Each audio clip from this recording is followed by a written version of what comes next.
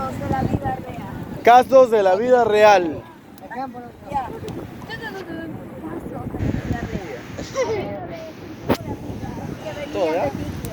Un video te quemas. Y llegaron a la ciudad. ¿Dónde vas atrás, De pronto estáis con una chica emo, bonita, tranquila. Margot era una chica emo, tranquila y bonita, mientras sus dos amigas le incentivaban al mal. Hasta que de pronto entró a una discoteca en Cáncora y pusieron una canción. Y le decían, ay, se bloqueó.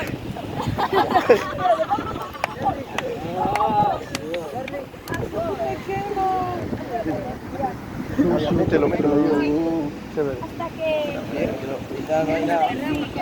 Margot no quería bailar. Y el mesero entra. Muy bien. El mesero entra. Sin miedo, sin miedo, sin miedo. ¿Qué onda? ¿Cómo se llama? Flaca, ¿quieren algo para tomar? Sí, claro. Espera, hay más. Hasta que de pronto ellas bailaban mientras Margot estaba al borde del suicidio.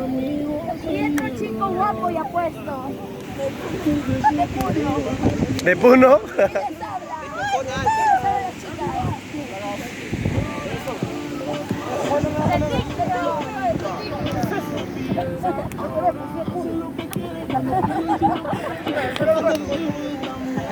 hasta que de pronto empezaron a bailar. Y Stacy, no, ¿Stacy?